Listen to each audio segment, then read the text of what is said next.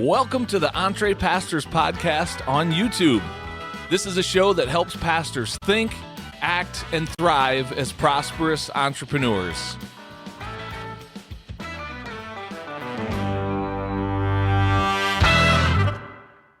Well, hello there, and welcome to the Entre Pastors Podcast on YouTube. I'm John Sanders. I'm one of the co-founders of Entre Pastors, and this episode, we're going to hear from a guest by the name of Melissa Hughes talk about how we can leverage the power of social media for influence, for the gospel's sake, as well as impact in the lives of other people, and also to grow our businesses and make a difference through those platforms as well. So Melissa is an awesome person. She is essentially a social media influencer. She has a really cool story of how she felt called to that and how God just opened the doors wide open for her to have a platform of influence in the lives of specifically women and moms, but certainly her reach is going beyond that as well through all kinds of followers on some different social media platforms. And she's here to talk to us about how we can do a similar thing in our own businesses and our own ministries.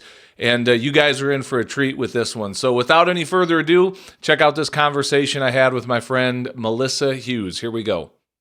Well, Melissa, it is truly my honor and privilege to welcome you to the Entre Pastors Podcast. I think, Les, I need to tell you this. This might be the most famous person we've had on the podcast ever. This is like a influencer, big time influencer on TikTok of all places, Les. So, Melissa, welcome to the show. We're so glad to have you. You know her. Yeah, thank you. Thank you so much. It's an honor to be here. Melissa, forgive me for not being up to speed on all of the TikTok personalities, Melissa. Well, unless you're in like the mom algorithm of TikTok, you probably wouldn't see my stuff. So you are absolutely forgiven. Well, Les makes fun of me for being on TikTok in the first place. And someday I'm going to get him over there because I'm actually meeting people and building relationships with people on TikTok. Obviously, yeah. Haven't got Les to join me there. So here we go. Actually, I don't think TikTok is where Melissa and I met because I don't get a lot of mommy blog stuff in my news. You and I met in a group that we're a part of together with Vincent Puglisi. But when I heard part of your story, there was something where I keyed in. I was like, wait a minute, this girl's got something to say to our people. And you and I got on a call and I heard more of your backstory. And I was like, oh, this is going to be a good interview. So I'm excited to unpack your story, Melissa, because there's some themes in it that will absolutely resonate with our audience. So why don't we just go back to kind of your calling into ministry and what did that look like in the early days? And maybe actually before we start there, tell us more about this influencing stuff you do, because you kind of have a cool story of how that blew up, but then we'll go back and talk about ministry and then come back to today. How does that sound for a structure? Sure. I mean, I'm down for anything. Right. Yeah, how I got into doing what I'm doing now. Well, it's hard to separate the two because I feel like I talk about the mountaintop and the valley, but yeah, we were in ministry before. Currently, what my life looks like right now is I'm an entrepreneur, and I help Christian entrepreneurs leverage video to market what they do on social media and obviously make an impact and share their faith, which I think a lot of people struggle to mix the two, but I think it's great to mix it if that's what you feel God leading you to do and be bold about it. And then I'm on TikTok and I have a whole mom community there of 257,000 women, which is such a God thing. But the way that I got into that was God just started speaking to me about posting videos online. And it was very random, very random. And I don't know if you guys have had it, people say like, how do you hear God's voice? And I think his voice, comes in different ways. Sometimes it's comforting, convicting, right? Sure. Strengthening. But yeah, it was actually in January of 2021. And I just could not escape this feeling of putting videos online. I remember telling my husband, I feel like God's telling me I need to start posting videos on YouTube. I don't really know. And he was like, well, what would you say? I was like, I don't know. But I was sick from work, and because we had come home from church planting, and we were trying to get a house, we were living with my in-laws. I was working in childcare. It was not the dream. And I just was homesick one day, and I took the very first video that was on my phone and posted it to TikTok just to figure out how to even post a video on there. And I woke up the next day and that video had generated 22 million views, and I ended up on the Kelly Clarkson show. Wow. That is incredible. And no offense, Melissa, but here's what I went and watched that original video when you told me that story. I mean, it's humorous, but it's not like it's a mind-blowing piece of content, you know, like it's your kid sledding down a hill out into traffic, basically. And no, it's not that extreme, but it looks like it, right? Because they're sledding down a hill and then they kind of hit a driveway, which happened to be your in-laws' driveway. So no children were harmed in the filming of that. But yeah, it got picked up by the Kelly Clarkson show. It went insanely viral, and clearly God's in that story because he's been nudging you start posting content online and gave you an instant platform in some ways. Is that a fair statement? Yeah, well, it is and it isn't, because when that video went viral, people are like, oh, great. And it all worked out for Melissa. But really, when that video went viral, I was I was stressed. I got a lawyer because just didn't know, like, I had so much media attention that I had no idea about the terms they were using. They wanted me to sign contracts, and it was exciting, but also I was like, I don't even know what this is. And then I don't know how to continue the success. Like, I'm like, I hope that people don't expect this, and I don't even know how to make video content. So I literally just started creating videos in my car on my lunch break when I'm working in childcare. And I grew a following there, but it was messy and felt like I was fumbling my way through it. Yeah. Well, I appreciate you sharing the honesty of that. And so now we're going to come back and pick this up again, but I want to go back to the beginning, so to speak, because behind all of this, you have a heart to love and follow and serve Jesus. And your path started like many people who have felt that desire to serve the Lord with their life. And it took you into the world of church planting. And you know, a minute ago, you mentioned like the mountaintops and the valleys. And I think we're going to hear that the church planting might have been more a valley story. So take us back and kind of talk to us about where you've been, and then how you transitioned into this ministry that you have today that just happens to look like an entrepreneurial thing. But I want our audience to hear, like, this is coming from the heart of a couple who planted a church and has a desire to see the gospel go forth. So let's go back now and unpack the backstory. Yeah. Well, I mean, I didn't grow up in a Christian home, but when I was 19, came to a church out here, and it was, a charismatic church. I'm sure there are people listening that, maybe come from that background or don't, but I saw people getting healed supernaturally, and I experienced God personally for myself, and it just totally transformed my world. And so I was just a 19-year-old young person, so on fire for the Lord, and met my husband, and I just really thought my life, I was like, that's it. I'm in for Jesus. Like, I just want to serve God and love God and be in ministry, right? That was my dream. And my husband and I got married, and we felt called to go and church plant in the UK.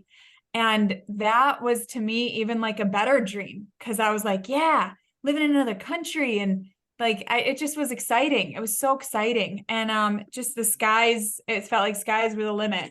And about a month after moving there, my husband got into a horrible car accident.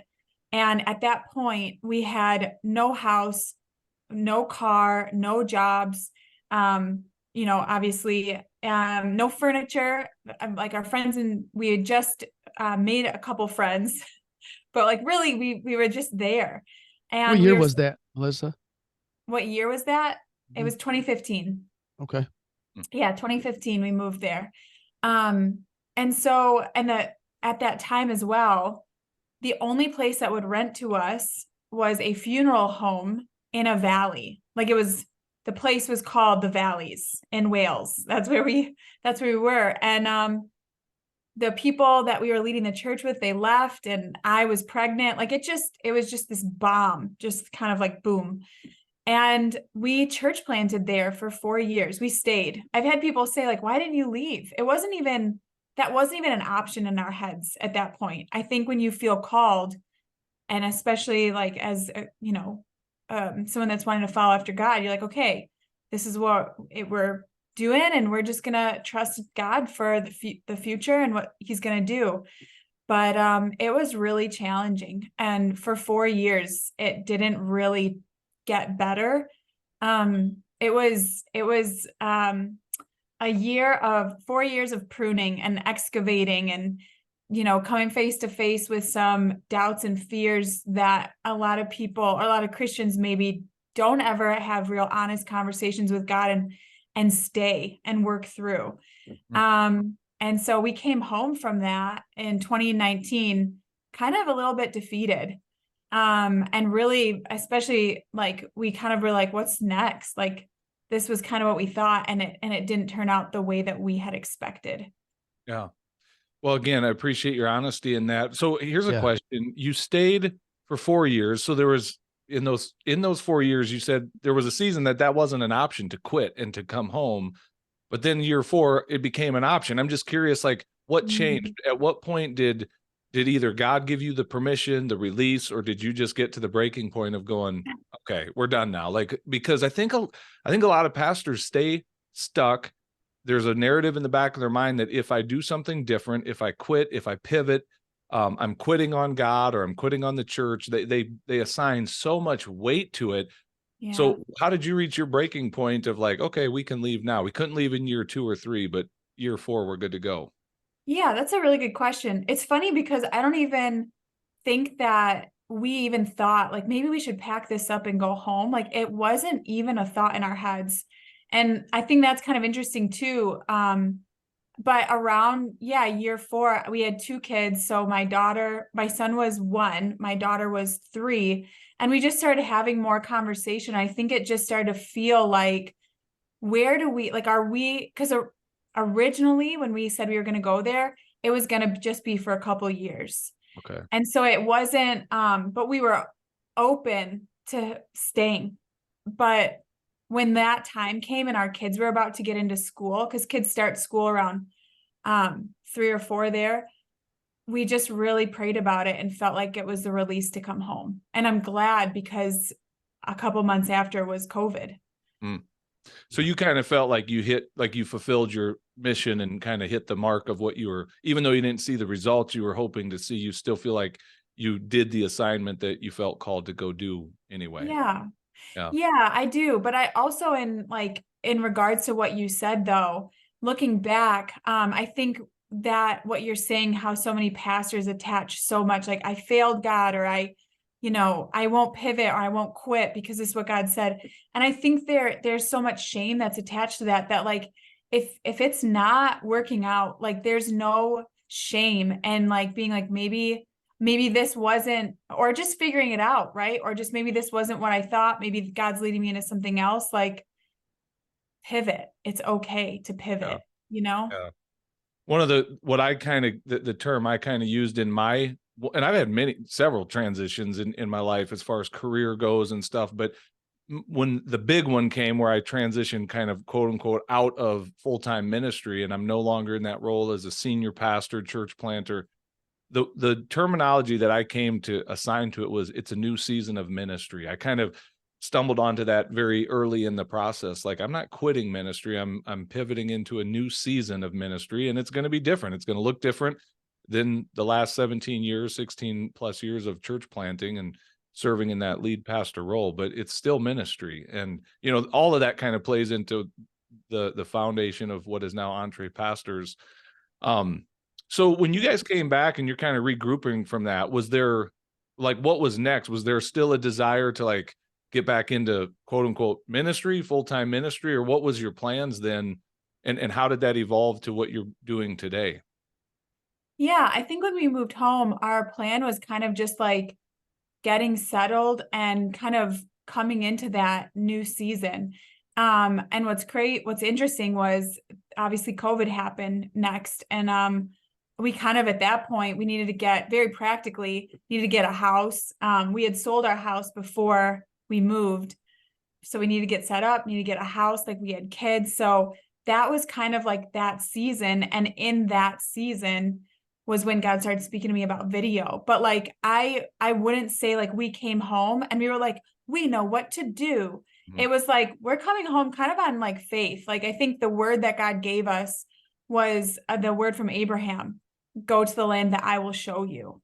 And so it's like, kind of like we're feeling this, like, this green light to leave, but we're going into something that, like, for the first time, we're not really sure what we're going into. And there's even like some feelings around that as well. But it's been a journey. And I think a step by step of letting God kind of orchestrate things and just stepping into it and trusting him. And it's been amazing how he has brought the right people, the right resources, and clearly like led us in that word, go home, go to the land that I'll show you. He's just kind of done that for us.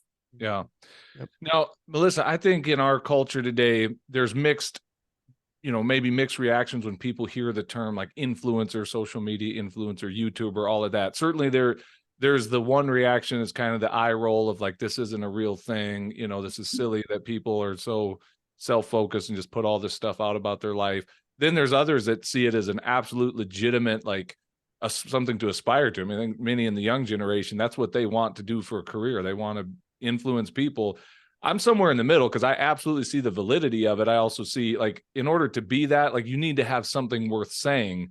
And if you have a message and it's serving people, there's absolutely a way to build a career around that. So what I'm hearing in your story is you didn't necessarily set out with this brilliant plan to like, I'm going to become a social media influencer. You genuinely sensed a calling, an urging, a prompting from God to start posting stuff. And as you leaned into that, God started to open doors. And now I kind of want to come back to digging in deeper to where you are now. Like, you have an opportunity to connect with people, to serve people.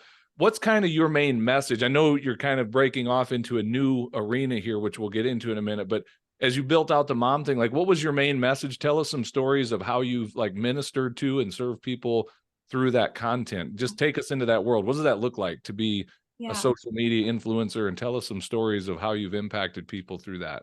Yeah. Oh my word. Okay. So two things. Well, I could talk about this all day. This is such a good question, but I will say that feeling what you're saying as far as like how social media influencers are perceived, I felt that on every level. As I'm stepping out creating this video content, because I'm feeling that like I don't want to be perceived that way, but also this thing of like I really feel like this is something that God's leading me to do. But it's been interesting, like the mindset shifts I've had to go through, of really like, I think before I was doing this, I mean, I still do this in my everyday life, but I will stop people on the street and just like share my faith, or if God highlights people to me. And the thing that I would say when I would do this evangelism training is like, it's not about you. It's not about you. It's about the person that God's, calling you to reach. And so to me, like, I'm looking at this now, I'm like, wow, the calling hasn't changed, that just the format for me has. And so like creating video content and putting it out there has felt like the dumbest thing in the world to me. I felt like stupid. I felt like I'm putting myself out there. I felt cringy. I felt worried about what people think. And some of the stuff that has broken off of my life from that is really being like, why is that so important to me? And, what's God leading me into? And we should be Christians who actually carry influence so that we can be a light and reach people. And so just a lot of mindset shifts in regards to that, and really like stepping into that and letting God use something that seems very dumb for his glory and for his purposes. But yeah, some stories, like, I've done videos that I've had so many women. I actually was just at a conference and a girl there came up to me and she said, Melissa, I've been following you on social media for like a couple years now, and your content has helped me be a better mom. And she just gave me a lot of like feedback about it. And I've never met her, didn't know her, but like that is the greatest joy to me And as Christians, I'm like, man, we all should have a message. We all should be sharing. Like, we are literally commissioned to go and preach the gospel. We're literally commissioned to go and tell the world about the kingdom. And we all have gifts, talents, skills, and abilities that we can add value to people. Like, I just a side note, I actually make zero income right now from that following. I do not make I show up every day and create content about stuff that hopefully will help people with no, I'm not like, I haven't monetized that. I want to be like really clear about that. The money that I've made has come from social media, coaching, and building a business. But so I just think, we have an opportunity to look at the things that God's given us and not to bury our talents, but to actually add value to people and show them. And if a following comes from that, then that's great. But I don't think that's the goal. You know what I mean? Well, I think here's something that is going through my mind as you're saying that. It's just the venue is relatively new in the grand scheme of human history as far as social media goes, because for years the church would have just amened everything you said with the mindset of, well, yeah, that's from behind a pulpit on a stage speaking to a rows of pews and people sitting there listening. We would all, yes, and amen. You have a message, share it. You're just packaging your message differently. It's the gospel is wrapped up in a theme or a context of how to be a better mom, and you get really practical into the daily stuff of mom life that's targeted at a very specific audience, solving or speaking to very specific mom challenges. But behind all of it is Jesus, because you are a Jesus follower. Christ is in you and in what you do, and so therefore you have a Christian influence, whether you're directly leading with that or not. So it's not a pulpit, but it's still a venue in which you have a platform to speak into the lives of other people. And where the Holy Spirit sees opportunity, he connects your voice with the right audience to go deeper beyond just the original content. So like, I'm 100% bought in. I don't care what the content is or what the influencing looks like. If you're doing it from a motive of being a child of God with a message to share that helps people, like, I see it as a very valid form of ministry. Just to be clear, I'm not one of those that rolls my eyes at it and goes, oh, that's silly. Yeah. Does the world need another influencer? Yes, if they're believers and are stepping into the dominion that God has called us to, yes, we need a lot more influencers. So, talk about pushing through that. I'm going to go deeper into that. Like, you didn't use this phrase, but it's the imposter syndrome that you feel. Why would anyone listen to me?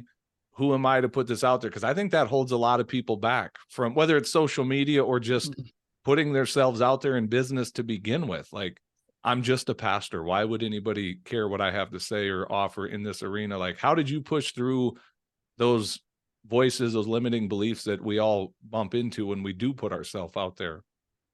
Yeah, I think it's by just taking action. And that seems like so simple, but I think that you almost have to like kick the devil in the face with that kind of stuff. Because if you allow yourself to get stuck, because and even knowing that, like, that's the process. Like I say to people all the time, it is so cringy to record a video of yourself and post it. Like, it just is. So embrace the cringe.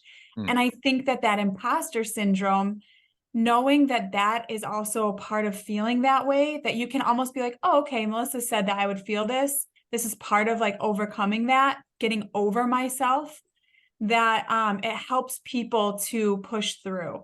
I think it's when you don't know that it's a part of the process. Like, I really didn't. And I really was so stuck in that, but I chose every day because I just go back to the word, post content. So I'm like, hey, God, I'm just going to do this. I'm just going to do this. But if I didn't have that word, I don't know if I would have had the push through, just because of those mental gymnastics. So I think people need to know that I believe, John, I really believe that God he wants Christians to be so influential. If you think about the voices that people listen to right now, especially with media, it's unbelievable. Yeah. And if we want to influence the world, if we want to change the world, we need people, Christians that love the Lord, that are willing to look a little dumb, post some content to start to influence people and actually believe that God wants to do that and know that it's not about us. And honestly, I think that is why I am so grateful for that valley. Like I look back at that because in my like hardest, like mustering up all my faith, trying to do all the Christian things, I felt like I produced a raisin, something so nothing, just nothing worked. And then I like post a video of my kids sledding because I go off a word and it goes. But I know that everything has come from the Lord.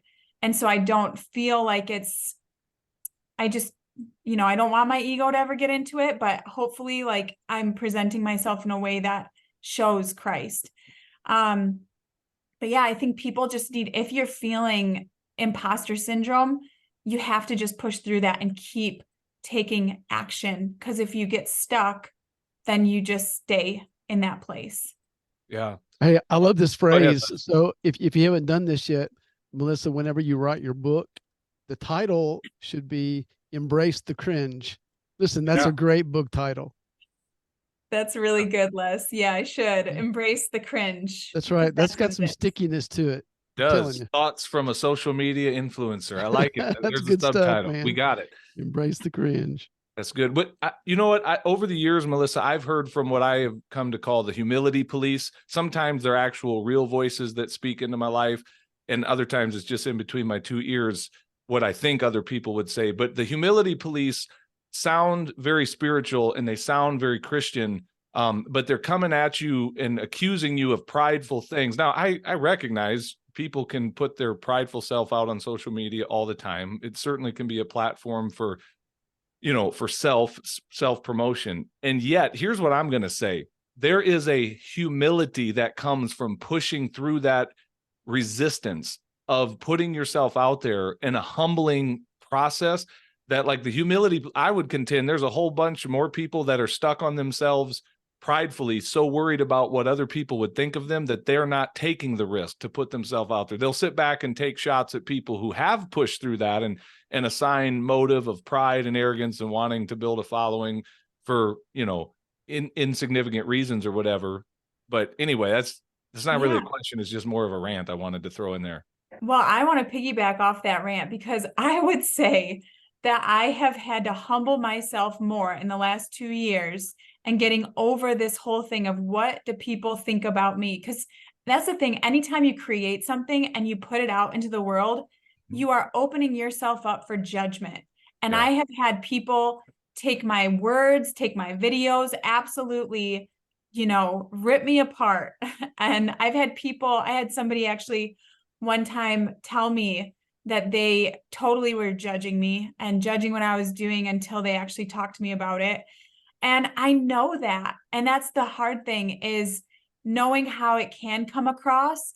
But somebody said this recently and it really spoke to me. They said so many of us are more concerned with looking holy than actually pursuing God's righteousness. And for me, I have felt that, like, wanting to explain myself when God's like, just do what I told you to do, just keep doing it. And I need to be more concerned about pursuing God's righteousness and maybe having people judge me or than trying to appear and look holy and walk in false humility and be disobedient. You know what I mean? Good. That's good. Okay. So let's go to the business side of this. I guess I wasn't aware. I knew you were kind of starting a new venture, but I wasn't aware that you weren't monetizing any of your platform. I assumed you were at least getting paid through TikTok, for the millions of views and that sort of thing. You haven't even taken that step of monetizing that part of your platform at all? Yeah, so I should probably clarify that. I will get brand deals, one-offs. Like, it's not something that I've monetized to have. I don't have a business strategy around it, a business plan around it. If somebody reaches out to me and says, hey, will you make a video content, or will you promote this product? And I really love it and it's a good, good for my audience, then yes. But as far as how you use social media as a tool is really important. On my Instagram, I am leveraging that platform for my business. Like, I have a very clear plan around it for my business. And we can talk about that. On TikTok, I really feel like it's a place for me to encourage people. And I did have a guy reached out to me. He's actually really awesome. and he made a kid's book out of one of my TikToks. And so I will share about that there, and maybe people buy it. But as far as like me partnering with a company long-term or anything like that, I haven't felt the right opportunity come yet, but I'm still creating content there, supporting people there. And we'll just see what God does. But I feel like it gives me the credibility to do what I do. You know what I mean? Yeah. Okay, cool. So then tell us, what is it that you do? What is the actual business that you run? Tell us, let's talk about that. Yeah. So I help people, entrepreneurs, Christian entrepreneurs, feel so comfortable on camera and really help them leverage social media as a tool to grow their business, build brand awareness, and use it so that they can possibly monetize what they're doing. Right now, what I think a lot of churches, missionaries, and businesses don't realize is if you don't have like regular, consistent content, it doesn't have to be perfect, but just a presence online, you just look irrelevant. And actually, you will become irrelevant. And it's like a modern day business card. And so the problem is, though, is kind of what we talked about earlier, is a lot of people don't want, like, feel so nervous to show up or don't want to put themselves out there. And it really is pride. Yeah. They're afraid of what people think. They're afraid of how they're going to come across. And so I really feel, number one, that there's an evangelistic anointing on businesses. And I really believe that God wants to help people use their business to advance the kingdom, to share the gospel. And for me right now, like what that looks like is helping them market that and get it out there and make an income and an impact. And it's through video, because that's what all the social media platforms are pushing right now. And is that primarily like a coaching program then that you bring your clients into and serve them through? What does that look like? Yeah, so I just launched the social media mentorship. It's a weekly coaching program that will create content together on the call, because people really struggle to make video content. We'll create content on the call. We'll have guest experts in. We'll do hot seat coaching, and it launches, it's open for enrollment right now. It'll launch in January. But I have that for people that are like needing to put themselves out there or want to potentially leave their job and start figuring out their audience and their message.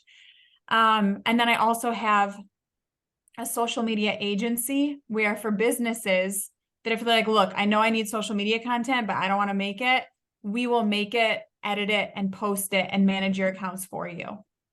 That's great. One thing too, Melissa, that I want you to speak to, because I think this was the connecting point where I heard you talking about something is like, ooh, there's our, there's an in for Entre Pastors. And that would be, you really have a heart to help missionaries specifically who maybe are in another country, maybe not well funded, which is pretty common story for a lot of ministry folks, certainly on the mission field.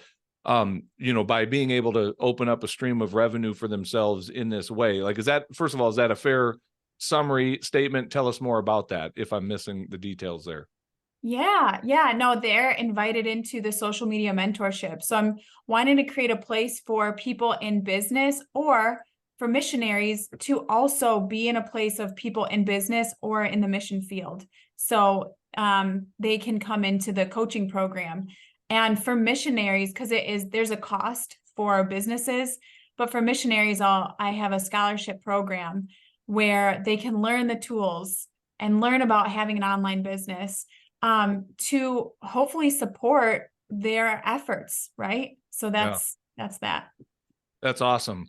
Well, Melissa, as we get ready to kind of hit the runway here and wrap this thing up, I just want to ask you, like, if you could speak to kind of our caricature, the kind of the profile of the person that we serve the most, which is that pastor who's either they need to shift into something altogether different, and they're just kind of done in pastoral ministry, but they feel trapped. They don't know where to go. Or probably the larger part of our audience, pastors, ministry-minded folks that still have a plan and intention to keep serving in their current capacity, and yet they feel a desire to do better financially, to open up some streams of revenue for their family, but they feel stuck. There's different things kind of holding them back.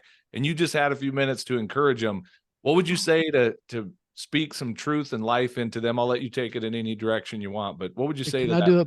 Can I do Go a ahead, part Les. two to that? Two parts to that, Melissa. All right. So that's the first part. And John, if you're thinking what I am, we need to go ahead and invite Melissa to come on and talk to our business builders, because we had a group, we do a group coaching deal with our platform.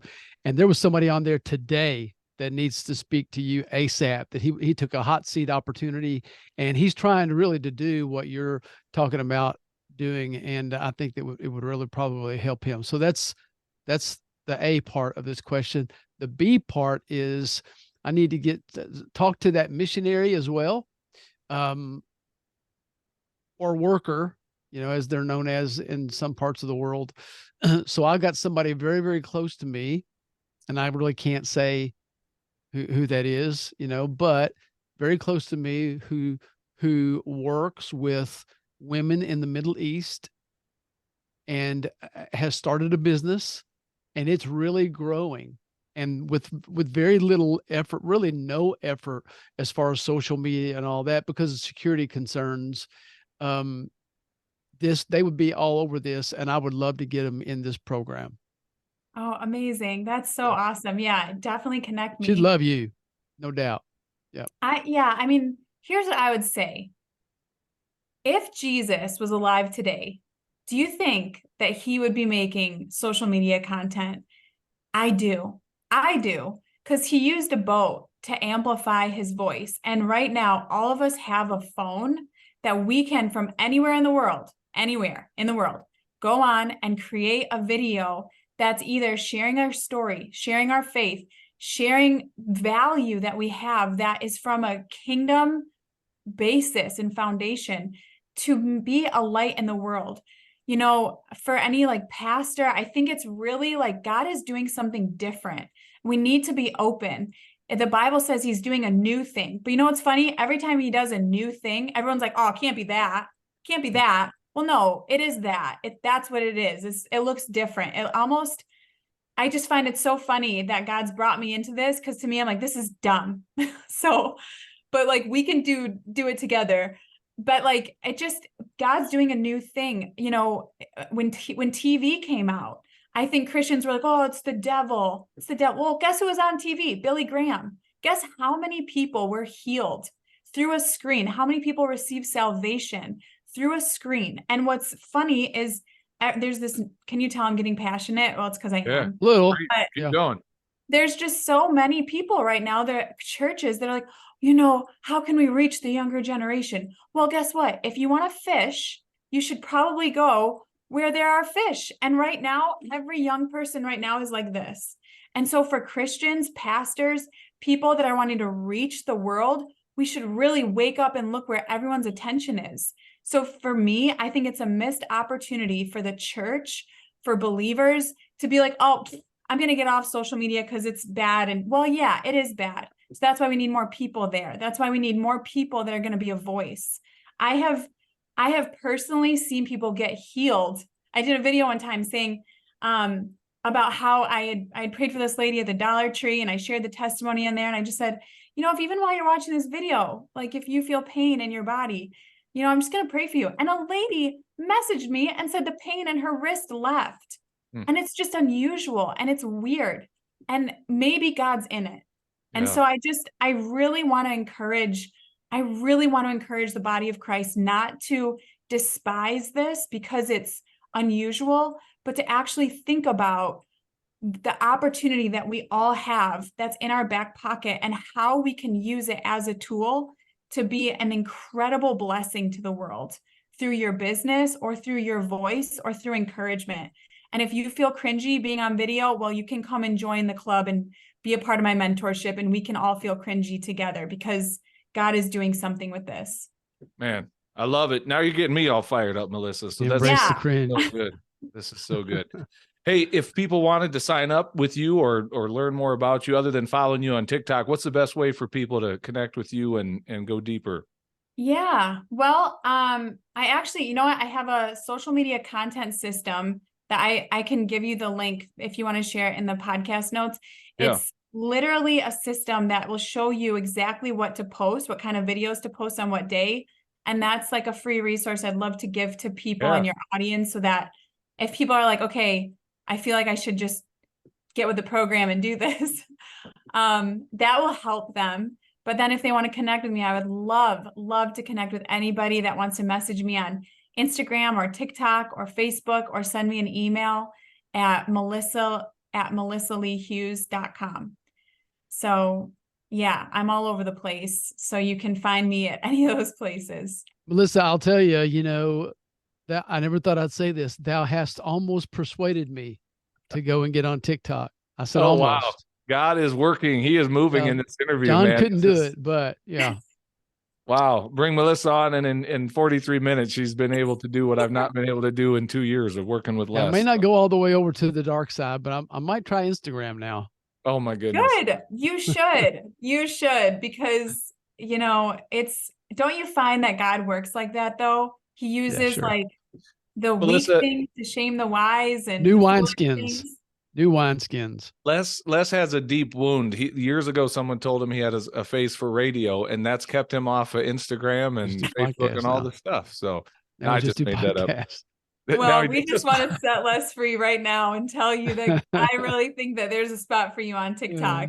There you go. There you go. I'll get him on. Actually, Les doesn't know this. He is on TikTok because I post little clips of our, these podcast interviews. So Les has said a few words on TikTok. He just doesn't know it. So yeah, John doesn't know it either, but he's going to be hearing from my attorney from using my likeness and image. It's our attorney, Les. We share it. So. Right. Well, sorry we broke into a family fight here in front of you, Melissa. That's embarrassing. But it's truly been an honor to have you on the show. Love the work that you're doing. And yes, we are going to invite you into our Business Builders community for a call, because that would be a great conversation to have. And you could give some pointers to our tribe in there as well. So are you up for that if we schedule you for a call sometime in the near future? Yeah, I would love to. I'm just like amazed that... So funny how, I'm amazed that this is a thing, but it is a thing, and it's good for us, for Christians to jump on it and learn it and figure it out. Yeah. Good stuff. Well, thanks, Melissa. All the best. We'll talk to you real soon. Okay. Thank you so much for having me on. It's been a pleasure. Well, hey, thanks for watching this episode of the Entre Pastors Podcast. Make sure you hit that subscribe button so you can be notified every time we release a new episode. If you'd like to get connected to other pastors who are learning to think, act, and thrive as prosperous entrepreneurs, then we invite you to check us out on Facebook. Just search for the Entre Pastors Connect group, answer a few of our simple questions there, and we'd love to include you in the conversations. And if you're really ready to go to the next level, then we invite you to join our Entre Pastors membership community. When you become a monthly subscriber, you will receive access to courses, exclusive community, and coaching that will help you along in your own Entre Pastors journey. If there's anything else we can do to serve you, please visit us at entrepastors.com, and we will do our best to serve you there. God bless everybody. See you soon.